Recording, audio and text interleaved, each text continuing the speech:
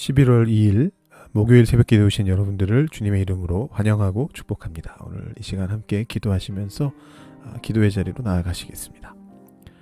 하나님 아버지 감사합니다. 오늘 주님 앞으로 나올 수 있도록 저희를 인도하여 주시고 하나님 앞에 설 수 있는 저희가 되게 하여 주시니 감사합니다. 어떠한 상황들 속에서도 주님 앞에 감사를 끊이지 않는 저희들이 되기를 소망합니다. 하나님께서 우리와 함께 하여 주심으로 말미암아 모든 상황들이 온전한 주님의 것들로 채움을 받을 수 있는 그런 시간들이 되기를 원합니다. 오늘 하루의 삶도 주님께 올려드려오니 주님께서 지켜주시고 이날을 통하여 하나님이 하시고자 하시는 말씀을 들을 수 있는 영의 귀를 우리에게 열어주셔서 주님과 함께 동행하며 오늘 하루를 살아낼 수 있도록 인도하여 주시옵소서. 감사드리며 예수님의 이름으로 기도드립니다. 아멘. 오늘 우리에게 주시는 하나님의 말씀은 구약성경 민수기 28장 16절부터 31절까지의 말씀입니다. 민수기 28장 16절부터 31절까지의 말씀을 봉독하도록 하시겠습니다. 첫째 달 14째 날은 여호와를 위하여 지킬 유월절이며 또 그 달 15째 날부터는 명절이니 이래 동안 무교병을 먹을 것이며 그 첫날에는 성회로 모일 것이요 아무 일도 하지 말 것이며 수송아지 2마리와 수량 1마리와 1년 된 수량 7마리를 다 흠없는 것으로 여호와께 화제를 드려 번제가 되게 할 것이며 그 소제로는 고운 가루에 기름을 섞어서 쓰되 수송아지 1마리에는 10분의 3이요 수량 1마리에는 10분의 2를 드리고 어린 양 7에는 어린 양 1마리마다 10분의 1을 드릴 것이며 또 너희를 속죄하기 위하여 수렴소 1마리로 속죄제를 드리되 아침의 번제 곧 상번제 외에 그것들을 드릴 것이니라. 너희는 이 순서대로 이래 동안 매일 여호와께 향기로운 화제의 음식을 드리되 상번제와 그 전제 외에 드릴 것이며 7째 날에는 성회로 모일 것이요 아무 일도 하지 말 것이니라.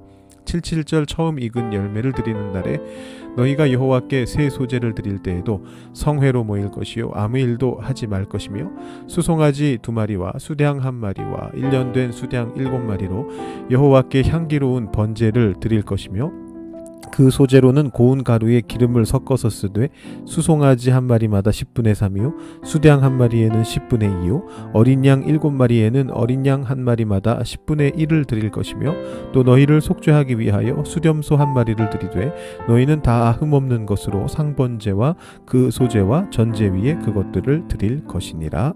아멘. 오늘 말씀은 어제 말씀에 이어지는 정기적인 제사에 관한 율법의 두 번째 부분입니다. 유월절과 무교절, 77절을 다루고 있습니다. 많이들 들어보신 절기들이죠.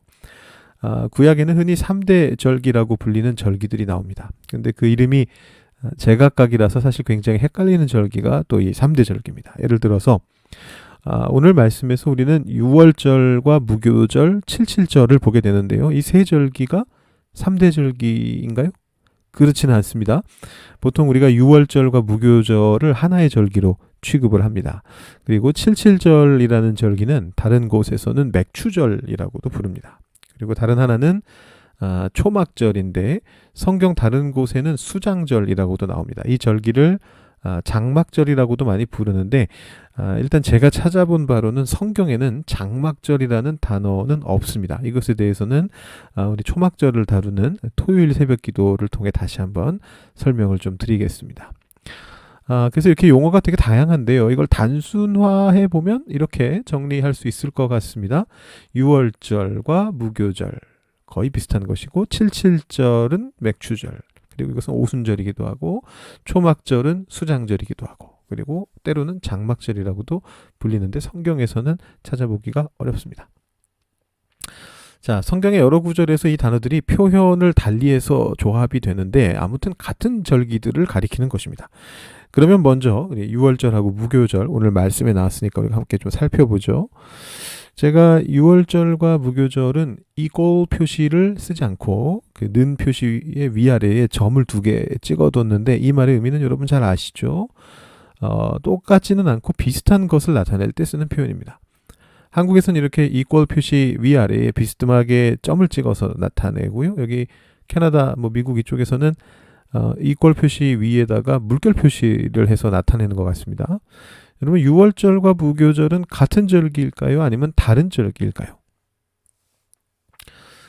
제가 수요 다수다에서 예루살렘 성전은 모두 몇 개인가, 모두 몇 번 지어졌을까 이런 질문을 드렸지 않습니까? 답은 2개이기도 하고 3개이기도 하다. 2개 같은 3개이기도 하고 3개 같은 2개이기도 하다 였습니다. 제가 어제 수요 다수다 참여하신 분들께 다시 여쭤보니까 정확하게 기억하고 계시더라고요. 예루살렘 성전의 개수가 왜 그렇게 되는가? 이거는 이제 수요 다수다를 참고하시면 되겠는데, 근데 이제 유월절과 무교절도 이와 비슷합니다. 유월절과 무교절이 같은 절기이기도 하고 다른 절기이기도 한 거죠. 사실 성경에 이 두 절기는 다르게도 나오고 같게도 나옵니다. 유월절은 매년 첫 달 14일에 지키는 절기고요. 무교절은 바로 그 다음 날인 첫 달 15일부터 7일 동안 지키는 절기입니다. 오늘 말씀해 보면 그렇게 나와 있죠. 첫째 달 14째 날은 여호와를 위하여 지킬 유월절이다. 그 달 15째 날부터는 명절이다. 이렇게 되어 있습니다. 이 시기는 이스라엘 사람들이 밀과 보리를 파종한 후에 처음으로 보리를 거두는 시기입니다. 한국과는 농사 달력이 다르기 때문에 조금 헷갈리실 수 있습니다만 날짜에 대해서는 우리가 조금 더 헷갈릴 필요가 없습니다. 유월절이 곧 부활절이기 때문이죠. 오늘날에 4월 초 정도에 이 보리를 거두는 시기인 유월절이 있었습니다. 이때 이 보리를 발효시키지 않은 채 빵을 만들어 먹으면서 보리 추수를 감사했던 것입니다. 동시에 이 절기들에는 신학적인 의미가 있죠. 성경 말씀을 읽어보면 바로 하나님의 명령으로 이스라엘 백성들이 출애굽을 하면서 급하게 발효시키지 못한 반죽을 가지고 나와서 빵으로 만들어 먹었다라는 이제 그런 의미가 담겨져 있습니다. 근데 이 2개의 명절이 뭐 제가 더 깊게 들어가려면 깊게 들어갈 수는 있는데 오늘 뭐 아침 새벽 시간이니까 더 설명하기는 좀 너무 길어질 것 같고요. 근데 이 2개 명절이 워낙에 성격이 비슷했기 때문인지 아니면 날짜가 너무 바로 붙어 있었기 때문인지는 모르겠는데 실질적으로는 성경 안에서 마치 하나의 명절인 것처럼 이어서 지냈습니다. 여호수아서 5장 말씀해 보시면 이스라엘 자손들이 이제 요단강을 건너서 들어가는 장면인데 거기에 14일 저녁에 여리고 평지에서 유월절을 지켰다. 그 다음에 유월절 이튿날에 그 땅의 소산물을 먹되 무교병과 볶은 곡식을 먹었다. 이 유월절 이튿날이 바로 무교절이죠. 무교절이 유월절 이튿날에 시작해서 7일 동안 진행되는데요. 그 둘을 뭐 구분하지 않고 그냥 얘기하고 있습니다. 출애굽기 말씀에서도 보시면 여기선 거꾸로 무교절을 이야기하는데 무교절에 대한 설명 안에 유월절이 포함되어 있다는 것을 발견하게 됩니다. 분명히 17절에서 무교절에 대한 이야기를 했는데요. 18절에 보시면 첫째 달 그 달 열 나흔날 저녁부터 21일 저녁까지 너희는 무교병을 먹을 것이다. 여기서 유월절이 14일이거든요. 그리고 무교절은 15일부터 시작되는데 무교절을 설명하면서 14일부터 21일까지 무교병을 먹으라 이렇게 설명을 하고 있습니다. 유월절을 자연스럽게 무교절 안에 넣어가지고 지금 설명을 하고 있는 거죠. 그래서 많은 학자들은 본래는 서로 기원이 좀 다른 명절이었던 유월절과 무교절이 어느 시기 이후에 하나로 합쳐진 게 아닌가 뭐 이런 추정을 합니다. 유월절이 유목민 시절의 어떤 절기였고 무교절은 농사와 관련된 절기였는데 두 가지가 합쳐지면서 이렇게 같은 의미를 가지게 되지 않았는가 이런 식으로 생각하는 분들이 있고요. 또 이 절기 중간에는 첫 곡식 이삭을 바치는 초실절이라는 절기가 또 포함되어 있습니다. 그래서 이제 이 절기가 우리에게 첫 곡식을 주시는 하나님께 대한 감사와 또 우리를 노예의 자리에서 하나님의 사랑받는 백성으로 끌어올려 주시는 구원 역사에 대한 감사, 이 두 가지 감사를 우리에게서 이끌어내는 절기가 바로 유월절, 무교절이다라고 그렇게 말할 수 있겠습니다. 자, 그 다음에 이제 77절인데요. 77절은 맥추절이라고도 불리는 절기고 신약에서는 오순절이라고도 불립니다. 이 77이 숫자를 말하는 거죠. 7 곱하기 7은 49다. 그래서 오순하고 사실 같은 뜻인데 49일, 50일 정도 유월절 뒤에 오는 날이다 이런 뜻인데요. 이스라엘 사람들이 10월경에 밀과 보리를 파종하면 보리가 4월에 먼저 추수가 됩니다. 그것이 유월절이다, 무교절이다 이렇게 말씀드렸고요. 그리고 나서 밀이 조금 늦게 익어서 5월 중순에서 5월 말 정도에 추수가 됩니다. 이때가 바로 칠칠절이고 맥추절입니다. 한자를 잘 모르시는 분들 조금 의아하실 수 있는데요.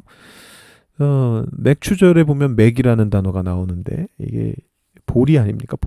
보리인 것 같은데 왜 보리 추수가 6월절이고 밀 추수가 맥추절이냐 이런 생각하실 수가 있는데요. 그 이유는 보리도 맥이고 밀도 맥이기 때문이죠. 한자를 잘 아시는 분들은 금방 이해하실 수 있습니다.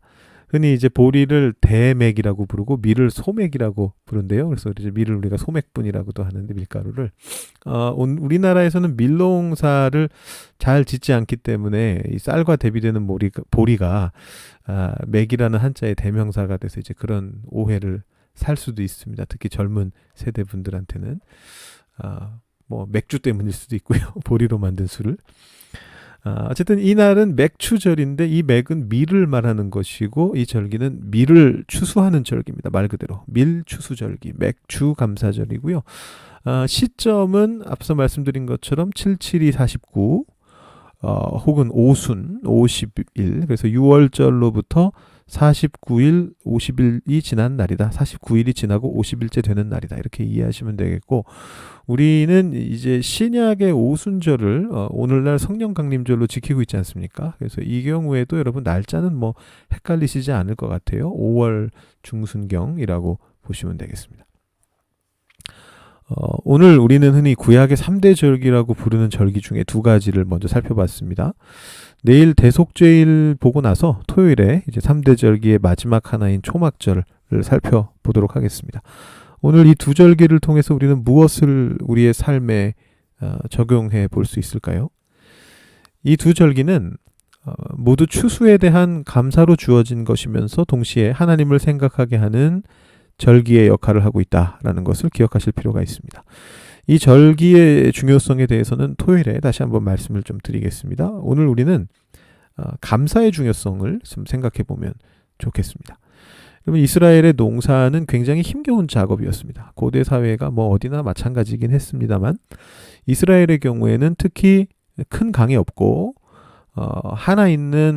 그나마 있는 강이 이제 요단강인데 그 강은 너무 낮은 지대를 흐르고 있습니다. 해수면 200m 아래 정도를 흐르거든요. 그래서 그 물을 농사에 활용하기가 무척 힘들었기 때문에 철저하게 이스라엘은 비에 의존하는 천수답이 되어야만 했습니다. 그렇기 때문에 이스라엘 사람들이 어느 누구보다도 하나님께 의지하면서 농사를 지어야 했던 것이고요.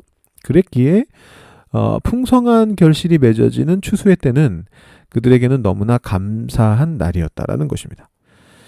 남들은 추수에 대한 감사절기를 하나씩 가지고 있는데 이 사람들은 50일 간격으로 2개나 가지고 있다라는 것만 봐도 그들이 이날들을 얼마나 소중하게 여겼는지를 짐작할 수 있죠. 뭐 오래전까지 갈 것도 없이 불과 수십 년 전만 해도 우리나라에서도 보리 추수가 늦어지면 보릿고개를 겪으면서 칡을 캐고 소나무 껍질을 벗겨 먹고 하는 그렇게 견뎌야 됐던 시절이 있었습니다. 자, 이제는 우리는 그런 걱정은 하지 않아도 되죠. 노후 복지가 잘 되어 있는 캐나다에서 편안하게 삶을 살면 됩니다. 자, 그렇다면 우리는 더 이상 감사하지 않아도 되는 것일까요? 자, 그러지 않기 위해서 우리는 올해도 추수감사절을 지냈습니다. 아무도 추수하신 분은 없으시겠지만 추수감사절을 지냈습니다.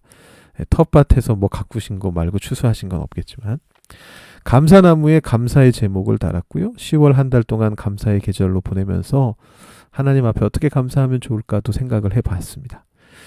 여러분, 우리의 삶 곳곳에 하나님의 손길이 맺혀 있음을 기도와 찬양을 통해 늘 확인하시기를 바라고, 또 특별히 우리를 구원하여 주신 예수님의 구원의 역사를 성찬과 말씀을 통해서 늘 되새기시면서 모든 상황 속에서 감사하실 수 있는 여러분들이 되시기를 축원합니다. 이 시간 기도하실 때 오늘 하루의 삶을 하나님께 올려드리시면서 여러분 감사의 제목들 주님 앞에 기도로 올려드리시고 또 여러분 개인 기도하시고 마치시기 바랍니다. 기도하시겠습니다.